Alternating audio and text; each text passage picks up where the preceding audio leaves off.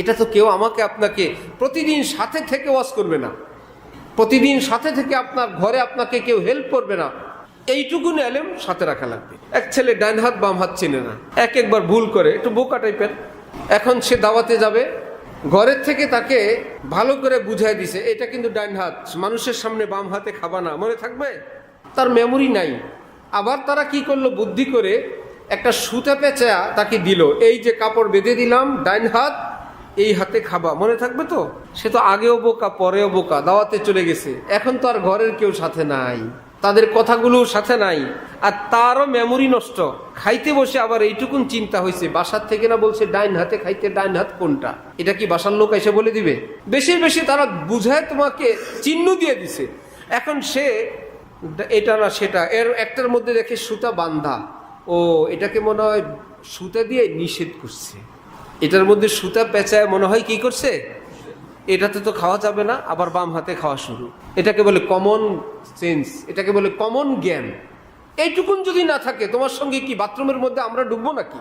তুমি ডান হাতে সূচু দিবে না বাম হাতে দিবা, আমরা বলে দিতে পারবো, ব্যবহার তো তুমি করবা। বেশির বেশি আমি সুতা পেঁচায় দিতে পারবো বাম হাতে, কিন্তু সেখানে যাওয়ার পর তো তোমাকেই করতে হবে।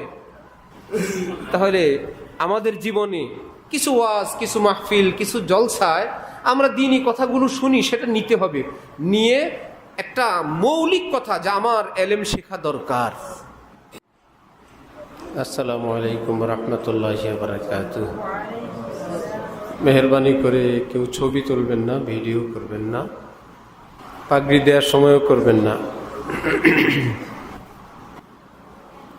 নাহমাদুহু ওয়া নুসাল্লি আলা রাসূলিহিল কারীম, আম্মা বা'দ। فأعوذ بالله من الشيطان الرجيم. بسم الله الرحمن الرحيم. يا أيها الذين آمنوا ادخلوا في السلم كافة ولا تتبعوا خطوات الشيطان إنه لكم عدو مبين. صدق الله مولانا العظيم.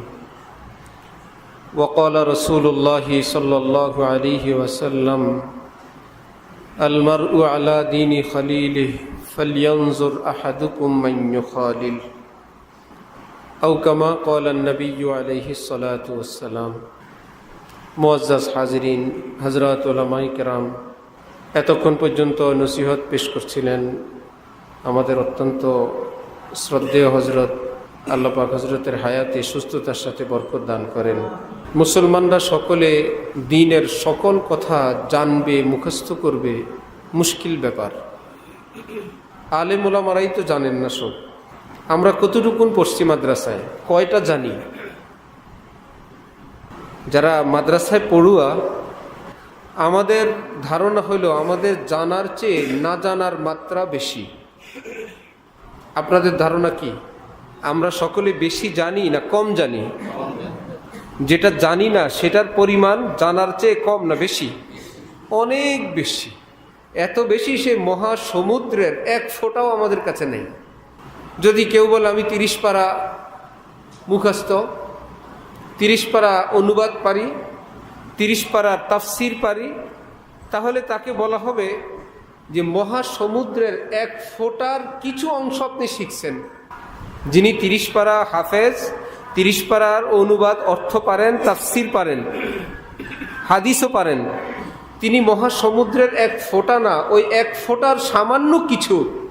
এই যদি হয় মাদ্রাসায় পড়ুয়াদের অবস্থা, তাহলে যারা ওই পর্যন্ত পড়াশোনার তৌফিক হয় নাই, করা হয় নাই, তাদের অবস্থা কি? কিন্তু কিছু মোটা মোটা কথা সকলের জেনে রাখা দরকার। মোটা কথা, যে একদম পুরো ইসলাম জানবো না। কারো যদি উজুর সময় চেহারার কোনো অংশ শুকনা থাকে, এই ব্যক্তি কি নামাজ হবে? যদি বলেন এটাও আমি জানি না, তাহলে তো হবে না। কারো যদি কাপড় নাপাক থাকে, তার কি নামাজ হবে? এটা জানা থাকা দরকার যে কাপড় নাপাক থাকলে নামাজ হয় না, উজু না হলে তার নামাজ হয় না, নিয়ত সহি না হলে তার নামাজ হয় না, ইবাদত বন্দিগি তার হয় না। ঠিক এইরকম একটা মোটা কথা হলো, সাহাবাই কেরাম থেকে নিয়ে এ পর্যন্ত চার সিলসিলা, চার মাযহাব, বিনা মাযহাব, পৃথিবীর সকল আলেম একমত একটা কথার উপরে, মানে হাজার হাজার লক্ষ কথার উপরে। এর মধ্যে একটা কথা, কুল্লু মান আসাল্লাহ ফাহুয়া জাহিল। যেই ব্যক্তি কোনো গুনায় ডুবে থাকে, কবিরা গুনায় ডুবে থাকা কোনো মানুষ আলেম না। কবিরা গুনায় ডুবে থাকা মানুষ কি না? আলেম না। যদি সে হাফিজ সাহেব হয়, বুখারি পুরোটা মুখস্থ পারে, দেশ বিদেশের ডিগ্রি স্কলার, আরবিতে বক্তৃতা পারে, হাদিসের নম্বর সহ বলতে পারে, কিন্তু আগের থিওরি অনুযায়ী কোনো কবিরা গুনায়, একটা কবিরা গুনায় অভ্যস্ত মানুষ, বেশি লাগবে না, একটা কবিরা গুনায় অভ্যস্ত, তো সাহাবীদের থেকে নিয়ে এই পর্যন্ত সবাই একমত ওই ব্যক্তি আলেম না। তাহলে এই জ্ঞানীরে কি বলবেন? এই লোকের নাম আরবি শিক্ষিত মানুষ। এই ব্যক্তির নাম কি? আরবি শিক্ষিত মানুষ, আলেম না। কি মুশকিল! কোরআন শরীফ আল্লাহ পাক বলছেন, ইন্নামা ইয়াখশাল্লাহা মিন ইবাদিহিল উলামা। আলেম যে হবে তার মধ্যে তো আমার ভয় অবশ্যই থাকবে। যার মধ্যে আমার ভয় নাই সে আলেম না। হ্যাঁ, কোনো আলেম থেকে ভুল, বিচ্যুতি, অ্যাক্সিডেন্ট, কবিরা গুনাহ হইতে পারে। আমি কি বলছিলাম? কবিরা গুনাহ হওয়া না ডুবে থাকা? ডুবে থাকা, খুব খেয়াল করবেন। অভ্যস্ত হওয়া, জেনে বুঝেও ওই কবিরা গুনার মধ্যেই পড়ে থাকা। আমরা জীবনে কেউ পা পিছলে পড়ে গেছি, কেউ কাদার ভিতরে পড়ে গেছি, কেউ ড্রেনের মধ্যে পড়ে গেছি। একটা হলো পড়ে যাওয়া, আরেকটা হলো ড্রেনের ভিতরে থাকা। একটা হলো কাদার ভিতরে পড়ে যাওয়া, আরেকটা কাদার মধ্যেই থাকা। দুইটা কি এক জিনিস? না, এক জিনিসটা হইতে পারে। নবীদের পরে আর কেউ মাসুম না, বেগুনা শুধু নবীরা, আর কি কেউ কোনো কি নাই, মাসুম নাই। গুনাহ হইতে পারে কিন্তু অভ্যস্ত হইতে পারবে না। মানুষ হিসাবে গুনাহ হইতে পারবে, সে কি হইতে পারবে না? গুনায় অভ্যস্ত হইতে পারবে না। যদি হয় তাহলে তার সাথে যে এলেম, ওটা এলেম না। এলেমের দুইটা অর্থ। এক অর্থ হইল বিদ্যা, আরেক অর্থ হইল আসমানি বিদ্যা। এলেমের এক অর্থ হইল বিদ্যা, আর আরেক অর্থ হইল কি? তাহলে আমাদের দেশে আলেম বলতে কি শুধু শিক্ষিত মানুষকে বুঝায় না? আলেমদেরকে, যারা আসমানি শিক্ষায় শিক্ষিত তাদেরকে কি বলে? আলেম। এমনি যদি শব্দের অর্থ নেই, এলেম অর্থ বিদ্যা, তাহলে তো যত শিক্ষিত মানুষ আছে সবাই কি আলেম? ভাই আপনি শিক্ষিত, আপনি আলেম। আলেম অর্থ শিক্ষিত। হাই স্কুল কলেজে গিয়ে বললেন, স্যার আপনি কিন্তু আলেম। ডাক্তার সাহেবকে বললেন, আপনি কিন্তু আলেম। কিসের? ডিকশনারিতে আছে, অভিধানে আছে, আলেম অর্থ শিক্ষিত। আপনি শিক্ষিত, আপনি আলেম নাকি? তারা বলবে, এটা আমাদেরকে বলবেন না, লজ্জা দিবেন না, আমরা আলেম না, আমরা শিক্ষিত, আমরা আলেম না। আলেম আরেক জিনিস। আসমানি আলেম যারা অর্জন করে তাদেরকে কি বলে? আলেম। এই যদি হয়, প্রাইমারি স্কুল, হাই স্কুল, কলেজের সামনে যে লেখা বিদ্যা শিক্ষা ফরজ আল হাদিস, দেখেন নাই? তার মানে কি কলেজে পড়া ফরজ? হাই স্কুলে পড়া, প্রাইমারি স্কুলে পড়া এটা ফরজ? বললো যে বিদ্যা শিক্ষা ফরজ। ওই যে এলেমের তর্জমা, অনুবাদ নিয়ে গেছে বিদ্যা। এলেমকে অর্থ করছি কি দিয়ে? বিদ্যা দিয়ে। না, এলেম বিদ্যার নাম না। ফাইন্নাল ইলমা নূরুম মিন ইলাহি। এলেম হইল নূর এলাহির নাম। এই রকম আসমানি এলেম অর্জন করা, পাশাপাশি ওই এলেম মোতাবেক আমল করার কারণে আসমান থেকে আল্লাহ পাক এক নূর দান করেন। ওই নূর যার হাসিল হবে সে আলেম, নইলে আলেম না। অক্ষর জ্ঞানের নাম আলেম না, আরবি জানার নাম আলেম না। আরব দেশের মানুষেরা কি আলেম? সবাই তো আরবিতে কথা বলে, সারাদিন আরবিতে কথা বলে, আরবি বই লেখে, এতে কি হয়েছে? আরবি শিক্ষিত, আরবি পণ্ডিত, আলেম না। আরবি জানলে আলেম হয় না। এলেম শিখলে এবং সেই মোতাবেক আমল করলে সে কি হয়? আলেম হয়। যদি এলেম শিখলো, কোরআন হাদিস তাফসীর ব্যাখ্যা, কিন্তু তার আমল নাই সেই মোতাবেক, অর্থাৎ ফরজ ওয়াজিব একান্ত করণীয় যেগুলো, এটা তার লাগাতার ছাড়তে অভ্যস্ত, সে বেপর্দা করে। উদাহরণস্বরূপ, একদম ভালো ডিগ্রিধারী একজন মানুষ সহশিক্ষায় শিক্ষকতা করে, ছাত্রছাত্রীদেরকে পড়ায়, আবার শুনল উনি বিদেশের বিভিন্ন ভার্সিটির থেকে স্কলার, আবার কলেজে পড়ায়, ভার্সিটিতে মেয়েদেরকে পড়ায়, বেপর্দা করে। এই লোকের কি করবেন? স্কলার, আলেম না, নায়েবে রসুল না। নায়েবে রসুল কারা? স্কলাররা না ওলামায়ে কেরাম? নবী বলেন আলেম ওলামারা আমার নায়েব। এখন উম্মত পড়ছে স্কলারের পিছনে। কবে বলছেন স্কলার নায়েবে রসুল? হইতে পারেন স্কলার, আমরা সম্মান করি, শ্রদ্ধা জানাই, সকল জ্ঞানকে আমরা সম্মান করি।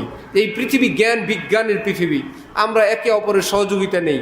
আমার সামনের মাইকটা তো কোনো ইমাম সাহেব বানান নাই ভাই, দুনিয়ার লাইনের কেউ বানাইছেন, আমরা তাদেরকে সম্মান করি, কিন্তু কোরআন শরীফের থেকে বেশি না, হাদিস শরীফের জ্ঞানের থেকে বেশি না। নিজের সন্তানকে সবাই আদর করে, এই বলি কি মহল্লার সব বাচ্চাগুলোকে কি জুলুম করবে? আমরা সব বাচ্চাদেরকে স্নেহ করি, মায়া মমতা করি, কিন্তু আমার কলিজার টুকরা তো আমার কলিজার টুকরা। সমস্ত মুরব্বীদেরকে সম্মান করি, আমার বাবা তো আমার বাবা, আমার মা তো আমার মা। সকল বিদ্যা যেগুলো এই পৃথিবীতে চলার জন্য সবটা প্রয়োজন, যথাযথ সম্মান পাওয়ার অধিকার রাখে, কিন্তু আমার আল্লাহর কালাম তো আল্লাহর কালাম, নবীজির হাদিস তো নবীজির হাদিস, এলমি দিন তো এলমি দিন। তাহলে বলছিলাম কয়েকটা মোটা মোটা কথা আমাদের জানা থাকা দরকার। এর মধ্যে একটা কথা হলো, গুনায় লিপ্ত মানুষ আলেম না। মনে থাকবে ইনশাআল্লাহ। আলেম বলতে কোরআন হাদিসে দুনো এই শব্দটা আছে, আলেম আলেম। এই যুগে কওমি মাদ্রাসা আছে, আলিয়া মাদ্রাসা আছে, আমরা দুইটাই চিনি আমাদের দেশে। নবীর যুগে যখন নবীজি বলতেন আলেমরা আমার নায়েব, ওই সময়ের মানুষগুলো কি আলিয়ার কামেল পাস, কওমি মাদ্রাসার দাওরা পাস ছিল? তো নবী যাদেরকে বললেন আলেমরা আমার নায়েব, তারা কারা? পরেই না মাদ্রাসা বানায়, ফাজল পাস করলে মৌলভী, কামেল পাস করলে আলেম, মেশকাত পর্যন্ত পড়লে মৌলভী সাহেব, দাওরা পর্যন্ত পড়লে কি আলেম সাহেব। দাওরা পর্যন্ত পড়লে, বুখারি পর্যন্ত পড়লে আলেম নাম, এটা কি নবীজি দিয়ে গেছেন? আল্লাহ বলছেন? তাহলে কোরআন হাদিস কাকে আলেম বলে? কাকে বলল তারা নায়েবে রসুল? আমলের পাশাপাশি ফরজ পরিমাণ এলেমের পর, ফরজ পরিমাণ এলেম অর্জনের পর বিপুল পরিমাণ এলেম যাদের আছে, সাথে কি আছে? আমলও আছে, তাদেরকে শরীয়তের ভাষায় কি বলে? আলেম। আমি বলি নাই, পৃথিবী বিখ্যাত মুহাদ্দিস মোল্লা আলী কারি রহমতুল্লাহি আলাইহি বলছেন, ইমাম গাজালি বলছেন। আবেদ কাকে বলে? যার ফরজ পরিমাণ এলেম আছে, ফরজ পরিমাণ আমলের পর নফল আমল অনেক বেশি, নফল আমল যার অনেক বেশি, ফরজ তো করে, নফলও করে, বিনা এলেমে না এলেম মোতাবেক? এলেম মোতাবেক নামাজ পড়ে, নামাজের মাসালা মাসাইল জানে, সূরা ফাতিহা কেরাত জানে, নামাজ ভঙ্গের কারণ জানে, সহু সেজদার কারণ জানে, সফর করলে কোন সফরে 4 রাকাত 2 রাকাত হয় জানে, বিয়ে করছে বউ বাচ্চার খবর জানে, ব্যবসা করে ব্যবসার মাসআলা জানে। এই লোকের নাম যদি এগুলো জানার পর আমল করে আর নফল অনেক বেশি করে, শরীয়তের ভাষায় তাকে বলে আবেদ। তাকে কি বলে? এলেম বেশি না, তার নফল আমল বেশি। আর যার এলেম বিপুল, পাশাপাশি তার কমন যে আমলগুলো সেটাও আছে, আর এলেমের মাত্রা অনেক, তাদের কি বলে? আলেম। যার এলেম বেশি, আলেম, ইবাদত বেশি কি আবেদ। এখন আমরা আলেম হওয়া তো দূরের কথা, আবেদ হইতেও পারি নাই। আবেদ হওয়া তো দূরের কথা, সাধারণ মুসলমান হইতেও পারি নাই। এক বুজুর্গ বলেন, শেখ সুদি, জাহেদ সুদি ও দানিশমান, ই জুমলা সুদি বলে মুসলমান আর সুদি। ভাই পীর সাহেব হইছ, হজরত হইছ, ওয়াইজ হইছ, হুজুর হয়ে গেছ, সুফি সাহেব হইছ, যে সব কিছু হইছ, সুফি হইছ, দরবেশ হইছ, ইত্যাদি হইছ, কিন্তু টেস্ট করে দেখলাম তুমি এখনো মুসলমান হও নাই। কি হয় নাই? যেই ব্যক্তি এখনো মুসলমান হয় নাই, সে স্বপ্ন দেখে আলেমের, সে স্বপ্নে দেখে আবেদের, নিজেকে মনে করে বুজুর্গ, নিজেকে মনে করে পরহেজগার। পরহেজগার তো পরে, একজন ন্যূনতম মুসলমান তো হওয়া লাগবে। কোরআন শরীফে আল্লাহ আমাদের সকলকে আলেম হওয়ার আদেশ করেন নাই যে সবাই আলেম হতে হবে, সবাইকে আবেদ হওয়ার আদেশ করেন নাই, সবাই বুখারী শরীফ মুখস্থ করার কথা বলেন নাই, সবাই ইমাম, মুয়াজ্জিন, খতিব হইতে হবে, সবাই জিহাদ করতে হবে, সবাই তাবলীগ করতে হবে নাই। কিন্তু সবাইকে মুসলমান হইতে বলছেন। সবাইকে কি হইতে বলছেন? কেমন মুসলমান? ল্যাংড়া মুসলমান না সুস্থ মুসলমান? এইটুকুন হইলে আমাদের হয়ে যাবে। এটা দ্বিতীয় কথা আমার। গুনায় লিপ্ত মানুষ আলেম হইতে পারে না, এক। দ্বিতীয় হলো, নারী পুরুষ পৃথিবীর সকল মুসলমান যে দাবি করে আমি একজন মুসলিম, তার পাক্কা মুসলমান হওয়া ফরজে আইন। পাক্কা মুসলমান হওয়া কি?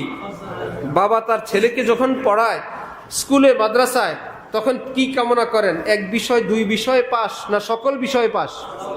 কমপক্ষে পাস করে আসবি, এক বিষয় যেন ফেল না করো।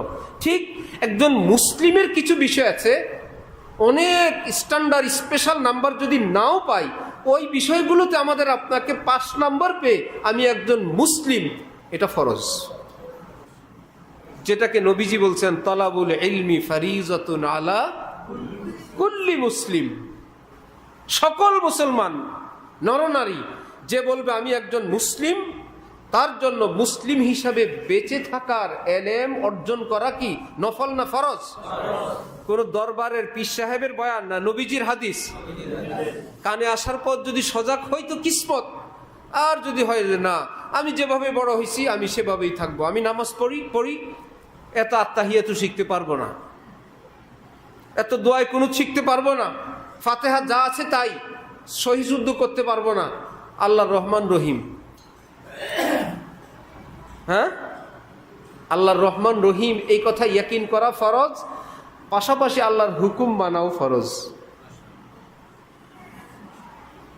ভাঙ্গা পায়ের গরুর কোরবানি হবে? কান কাটা হবে? আল্লাহ রহমান রহিম বলে চালায় দেন। যে আল্লাহ রহমান রহিম, সে আল্লাহ আদেশ করছেন ল্যাংড়া গরু কোরবানি দিলে আমি নিব না। আল্লাহ রহমান রহিম এটাও ইয়াকিন করতে হবে, আবু জাহেলকে মাফ করবেন না, এটাও ইয়াকিন করতে হবে। যদি বলেন না, আশা করি আল্লাহ যে মায়া আবু জাহেলকে মনে হয় ভিতরে ভিতরে বেহেশত দিয়ে রাখছেন, এ আকীদা করা যাবে? আবু লাহাবরেও জান্নাত দিবেন, এ আকীদা করা যাবে? অমুসলিমদেরকেও আল্লাহ বেহেশত দিবেন, এটা করা যাবে? মুশরিকও কবরে গেলে ক্ষমা পেয়ে যাবে, এ আকীদা করা যাবে? আল্লাহ রহমান রহিম তিনি জান্নাতের সৃষ্টিকর্তা, তিনি জাহান্নামেরও কি আরেক খোদা জাহান্নাম বানাইছেন? আমাদের আল্লাহ জান্নাত বানাইছেন, আরেক আল্লাহ জাহান্নাম বানাইছেন না? একজনই। কেন বানাইলেন সেগুলো? তিনি রহমান রহিম না? বলে যাদেরকে দিব জান্নাত রহমান রহিম হিসেবেই দিব। আর এই মাত্রায় যারা কোনোভাবেই পড়ে না এই পরীক্ষায়, তাদের জন্য ব্যবস্থা রাখছি জাহান্নাম।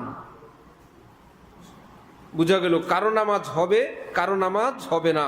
রহমান রহিম বলে সূরা কেরাত ব্যতীত নামাজ আল্লাহর দিকে পাঠানো চেষ্টা আমরা করব না। তিনি জান্নাতও রাখছেন, তিনি জাহান্নামও রাখছেন। উজু করলেও নামাজ হবে, উজু বিনেও নামাজ হবে, এই ধারণা করা হারাম। এখানে রহমান রহিম বলা যাবে না, কারণ যিনি রহমান রহিম তিনিই বলছেন অজু সহকারে আসো। আমরা একটা অস্পষ্টতায়, একটা অন্ধকারের মধ্যে পরিবেশগতভাবে, রাষ্ট্রীয়ভাবে, সামাজিকভাবে, সোসাইটি যে যে এলাকায় থাকে সেখানে, যে যার আত্মীয় সেখানে, যে যেই নির্বাচনী গ্রুপ রাজনৈতিক দল করি সেখানে, বিভিন্নভাবে দিন ইসলাম থেকে দূরের অসংখ্য হাতিয়ারের মধ্যে পড়ে গেছে। ব্যবসাও আমাদেরকে আল্লাহর দিকে ডাকে না, ব্যাংকও ডাকে না, স্কুল কলেজ ভার্সিটিও ডাকে না, রাজনীতিও আমাদেরকে ডাকে না, রাষ্ট্রের ক্ষমতাবানরাও আমাদেরকে আল্লাহর দিকে ডাকে না। সবাই আমাদেরকে ডাকে কেবল জাহান্নামের দিকে, দুনিয়ার দিকে। চতুর্দিক থেকে ডাকে, সকালে, দুপুরে, বিকালে, পথে ঘাটে, মার্কেটে, এয়ারপোর্টে, রাস্তায়। আমাদের কি সেখানে জান্নাতি পরিবেশ না গুনার পরিবেশ? তাহলে এইরকম চরম গুনার মধ্যে থাকা, আবার আমাদের ফরজ পরিমাণ এলেম নেই। যেই ব্যক্তি পানিতে ডুবে যায়, নৌকা ডুবি, লঞ্চ ডুবি, ট্রলার ডুবি, সেই ব্যক্তি যদি জানে এই দিকে কিনারা, তাহলে তো তার একটা খোঁজ খবর আছে। এর মধ্যে চতুর্দিকে পানি, কোন দিক কিনারা সে যদি না জানে, একদিকে সাঁতরায় ভালো মনে করে, জানা গেল এতক্ষণ কাছেই ছিল, সাঁতরাইতে সাঁতরাইতে আরো দূরে চলে গেছে। কেন রে ভাই, কেন গেল সেই দিকে? আমি তো ভাবছিলাম এদিকে গেলে কুল পাবো, আমি তো কিছুই দেখি না। আর যদি তার কাছে কোনো বিদ্যা থাকে, ওই টাওয়ার দেখা যায়, ওই লাইট দেখা যায়, ওই যে কোনো চিহ্ন, এটা এলাকা, এটা সাইড, ওই দিকে যাও, তাহলে আগের ব্যক্তি যেরকম ভুল করে আরো বেশি নদীর গভীরে চলে গেছে, এই ব্যক্তিটা সেদিকে যাবে না। নবীজি বলে, তলাবুল ইলমি ফারিজাতুন আলা কুল্লি মুসলিম। অনেক পরিবেশ পরিস্থিতি আসবে হারামের, নষ্টামির, তখন তোমাকে জানতে হবে হেদায়েতের আলো কোন দিকে, কোন দিকে আমার পেয়ারা নবী হযরত মুহাম্মদুর রাসূলুল্লাহ, সেই দিকে জান্নাত, এই দিকে জাহান্নাম। যতই আমাকে দরবারের নামে ডাকুক, পীর বুজুর্গের নামে ডাকুক, সিন্নি সালাতের নামে ডাকুক, এত বড় মানুষ এত কিছু বলে আমাকে ডাকুক, আমি জানি এগুলো সব গুমরাহি, এগুলো জাহান্নামের পথ।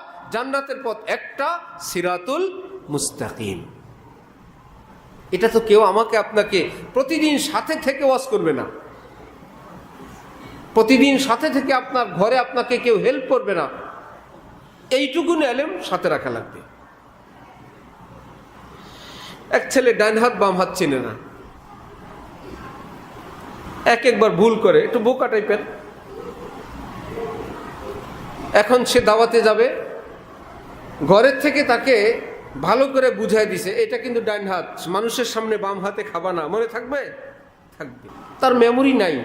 আবার তারা কি করলো, বুদ্ধি করে একটা সুতা পেঁচা তাকে দিল, এই যে কাপড় বেঁধে দিলাম, ডান হাত এই হাতে খাবা, মনে থাকবে তো? সে তো আগেও বোকা, পরেও বোকা, দাওয়াতে চলে গেছে। এখন তো আর ঘরের কেউ সাথে নাই, তাদের কথাগুলো সাথে নাই, আর তারও মেমোরি নষ্ট। খাইতে বসে আবার এইটুকুন চিন্তা হয়েছে, বাসার থেকে না বলছে ডাইন হাতে খাইতে, ডাইন হাত কোনটা? এটা কি বাসার লোক এসে বলে দিবে? বেশি বেশি তারা বুঝায় তোমাকে চিহ্ন দিয়ে দিছে। এখন সে এটা না সেটা, এর একটার মধ্যে দেখে সুতা বান্ধা, ও এটাকে মনে হয় সুতা দিয়ে নিষেধ করছে, এটার মধ্যে সুতা পেঁচায় মনে হয় কি করছে, এটাতে তো খাওয়া যাবে না, আবার বাম হাতে খাওয়া শুরু। এটাকে বলে কমন সেন্স, এটাকে বলে কমন জ্ঞান। এইটুকুন যদি না থাকে, তোমার সঙ্গে কি বাথরুমের মধ্যে আমরা ডুববো নাকি? তুমি ডান হাতে সূচু দিবে না বাম হাতে দিবা, আমরা বলে দিতে পারবো, ব্যবহার তো তুমি করবা। বেশির বেশি আমি সুতা পেঁচায় দিতে পারবো বাম হাতে, কিন্তু সেখানে যাওয়ার পর তো তোমাকেই করতে হবে। তাহলে আমাদের জীবনে কিছু ওয়াজ, কিছু মাহফিল, কিছু জলসায় আমরা দিনই কথাগুলো শুনি, সেটা নিতে হবে। নিয়ে একটা মৌলিক কথা, যা আমার এলেম শেখা দরকার। একজন আলেমের নিকট একদিন একটা আয়াত শিখি, ইমাম সাহেবের হাতে পায়ে ধরে হুজুর একটা মাসআলা শিখি, তাকবীরে তাহরিমা ফরজ, একদিন শিখলাম। নামাজের শুরুতে যে আল্লাহু আকবার বলি, এই তাকবীরটা কি? রুকুতে যাওয়ারটা কি? সেজদা যাওয়ারটা? সেজদা যাওয়ার আল্লাহু আকবার কি? কি বলে সবাই ঠিক মতো বলেন? সেজদা করা কি? আর সেজদা যাওয়ার আল্লাহু আকবার সুন্নত। অর্থাৎ প্রথমে আল্লাহু আকবার ফরজ, আর শেষের আসসালামু আলাইকুম ওয়া রাহমাতুল্লাহ ওয়াজিব। এই ব্যতীত মধ্যখানের যা আছে সবগুলো কি, কিন্তু দেখতে কি বেশ কম লাগে? সব আল্লাহু আকবার তো আল্লাহু আকবারই। প্রথম আল্লাহু আকবার ও আল্লাহু আকবার, রুকুতে গেলাম সেটাও কি, শুনতে তো শুনলে একরকম। এবার আসছেন, বিপদে পড়ছে কে? যে এসে দেখছে ইমাম সাহেব রুকুতে উঠে যাবে যাবে ভাব, সে ভাবলো প্রথম আল্লাহু আকবারের সময় নাই, রুকুর আল্লাহু আকবার বলে আমি নামাতে যাই, আল্লাহু আকবার। তাকবীর যেটা দিল, এটা কোনটা দিল, প্রথমটা না দ্বিতীয়টা? দ্বিতীয়টা দিল। এটা কি বাদ গেছে কি? এইবার যতই কাবা শরীফের সামনে নামাজ পড়বেন বাবা, নামাজ হবে না। নামাজ তো স্টার্ট হয় নাই। নামাজ কি হয় নাই? যদি ওই রুকু বাদও যাইতো, যদি আপনি নামাজ জামাতে নাও পেতেন, আপনি যদি মাসবুক হইতেন আল্লাহু আকবার, আপনি নামাজ আল্লাহু আকবার দিয়ে তাহরিমুহা আত-তাকবীর, নবীজি বলছেন তাকবীরে তাহরিমা যে আল্লাহু আকবার বলে নামাজ শুরু করো, এটা ফরজ। তো ফরজটুকু আদায় করলেন। আচ্ছা খেয়াল করবেন, কিন্তু রুকুতে যেতে আপনি আল্লাহু আকবার ভুলে গেছেন, নামাজ হবে। কারণ বাদ গেছে কি, ফরজ না সুন্নত? সুন্নত বাদ গেছে। আল্লাহু আকবার বলে দাঁড়ায় গেলেন, পরে বিনা আল্লাহু আকবারে আপনি রুকুতে চলে গেলেন, তাও নামাজ হবে। কারণ এখানে ছুটছে কি, ফরজ না সুন্নত। এলেম যদি না থাকে, বলবেন একটা বললে আল্লাহু আকবার, ডাইরেক্ট অ্যাকশন রুকুতে চলে গেছে, রুকুত তাকবীর বলে বাদ চলে গেছে কি, ফরজ। তাহলে এবার আপনাদের কাছে জিজ্ঞেস করি, এলেম অর্জন করা কি নফল না ফরজ? এই এলেম কি আলেমের কাছে থাকবে না মুসলমানের কাছে থাকবে? মুসলমানের কাছে থাকবে। একদম নামাজ পড়ে ফেলছেন, আপনি জানতেন আপনার উজু আছে, উজু সহকারেই নামাজ পড়ছেন, এইবার আপনার নামাজের মধ্যখানে না, একদম সালাম ফেরানোর মুনাজাতের পরে মনে হয়েছে আমি না বাথরুমে গেছিলাম, আমি তো ভুলে গেছিলাম, বাথরুম থেকে আসার পর তো আমি উজু করি নাই। এখন আপনার এলেম এটা মুফতি সাহেবের কাছে থাকলে হবে না, এটা ওয়াজ মাহফিলে থাকলে হবে না, এটা আপনার কাছে থাকতে হবে। আমার নামাজ হয় নাই, আমাকে উজু করতে হবে, নামাজ আবার পড়তে হবে। এই এলেমটা কি আলেমের কাছে থাকবে না মুসলমানের কাছে? সব মুসলমানের কাছে। আপনি একটা মুরগি জবাই করলেন, ভাই মুসলমান গরু মুরগি প্রাণী জবাই করতে কি বলতে হয়? বিসমিল্লাহ আল্লাহু আকবার। এখন আপনার ছেলে জবাই করে দিছে, আপনি করে দিচ্ছেন, বিসমিল্লাহ তো ভুলে গেছেন, এখন কি হবে? মুফতি সাহেবের কাছে ফোন দিবেন? কত দিবেন? এদিকে রান্না বসাইছে, জামাই আসছে, মুফতি সাহেব ফোন ধরে না। এই এলেম আপনার লাগবে যে না, ফুকাহায়ে কেরাম বলছেন মুসলমান যদি ভুলবশত বিসমিল্লাহ আল্লাহু আকবার ভুলেও যায়, ভুলবশত বলা যদি ভুলেও যায়, অন্তরে তো আল্লাহর নাম আছে। আল্লাহর নবী বলছেন মুসলমান জবাই করলে ওই জবাই হালাল হয়ে গেছে। কিন্তু বিসমিল্লাহি আল্লাহু আকবার ছেড়ে দিছি কি ইচ্ছা করে না ভুলে? মাগার একই ব্যক্তি যদি ইচ্ছা করে ছাড়ে, হালাল না, হারাম। বিসমিল্লাহি আল্লাহু আকবার যদি ইচ্ছা করে বর্জন করে, বলবো না। আরেকজন বলে বলেন বলেন বিসমিল্লাহি আল্লাহু আকবার বলেন, সে আওয়াজ করেও বলে নাই, মনে মনেও বলে নাই, আরে জানা না বলবো না, মোল্লাগিরি ছাড়ো, মোল্লাগিরি ভালো লাগে না, হারাম খান। মোল্লাগিরি দিয়েই বিয়ে হইলে হালাল বউ হয়, মোল্লাগিরি ভালো লাগে না, বিয়ে ছাড়া জীবন কাটান। মোল্লাগিরি হলে 1 2 3 দিলে বউ থাকে না, আর মোল্লাগিরি ভালো লাগে না, 1 2 3 বলেন আর সংসার করেন, যা হবে হালাল প্রোডাক্ট হবে না হারাম? মজা লয়েন পরে। মুখ একটা আছে আপনার, মোল্লাগিরি ভালো লাগে না, ইসলামকে আমরা এখানে নিতে চাই না, সেখানে নিতে চাই না, সমাজে নিতে চাই না, সংসদে নিতে চাই না, সচিবালয় নিতে চাই না, সেগুলো চলবে ইহুদি খ্রিস্টান সিস্টেমে, ইসলাম শুধু মসজিদে মসজিদে থাকবে। কত ফাইন সিস্টেম। তাহলে মুসলমানের সব জায়গায় ইসলাম প্রয়োজন। কি বলেন? খালি মসজিদ মাদ্রাসায় আমরা মুসলমান, বাহিরে কি আমরা মুসলমান না? যখন বিয়ে শাদিতে যাব আমরা মুসলমান না? যখন রাজনীতিতে যাব মুসলমান না? সচিবালয় মন্ত্রণালয় আমরা কি মুসলমান না? সংসদে কি মুসলমান না? মুসলমান যেখানে যাবে ইসলাম কি আলাদা থাকবে না সাথেই যাবে? মুসলমান যেখানে ইসলাম তার সাথে আছে। কিন্তু অন্যান্য ধর্মের মানুষদের সঙ্গে মুসলমানরা থাকতে থাকতে এখন এরকম হয়ে গেছে, আমি মুসলিম কিন্তু এখানে আসছি তো ইসলাম তো সাথে আনিনি, এখানে তো জাস্ট আমরা সংসদে আসছি, এখানে ইসলামের কি? আপনি কি এখানে মুসলমান না? আপনি যদি সেখানে মৃত্যুবরণ করতে মৃত্যুর মুখে পড়েন, আপনি কি লা ইলাহা ইল্লাল্লাহ পড়বেন না? তখন আপনাকে যদি বলা হয় কালিমা তো সাথে আনা হয় নাই, আপনি তো কালিমা বিহীন এখানে আসছেন, সেখানে কি ইমান বিধ্বংসী কথা বললে ইমান যাবে না? সেখানে আল্লাহকে ডাকলে কি জিকিরের সওয়াব হবে না? মুসলমান যেখানেই থাকে সে মুসলমান, আনন্দ হোক, দুঃখ হোক, ফুর্তি হোক, সব জায়গায়। আল্লাহ আমাদের কি দিনের সহি বোঝ দান করেন। 3 নম্বর কথা, 1 নম্বর ছিল কি আলেমুল আমাদের কথা, সেটাকে নাম্বার দেই নাই। 2 নম্বরটা কি ছিল? তলাবুল ইলমি ফারিজাতুন আলা কুল্লি মুসলিম, মনে আছে? আল্লাহু আকবার। আরেকটা কথা হলো, নামাজ আমরা ডেলি 5 বার পড়ি। কেউ যদি জোহরের নামাজের পর বলে আমি নামাজ শেষ, আমি আর পড়বো না এখন নামাজ, ঠিক আছে। রোজার মাস বিহীন যদি আমি বলে আমি 1 মাস রোজা রাখছি আর সারা বছর রোজা রাখবো না, ঠিক আছে।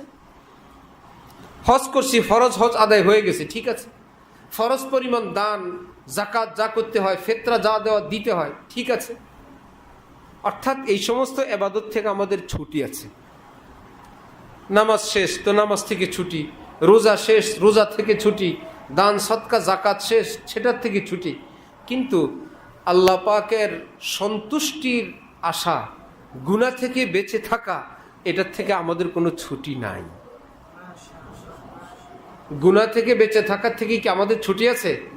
24 ঘন্টার এক আমল, যেখানেই থাকবো গুনাহ থেকে বেঁচে থাকা ফরজ একটা সাথে আছেই।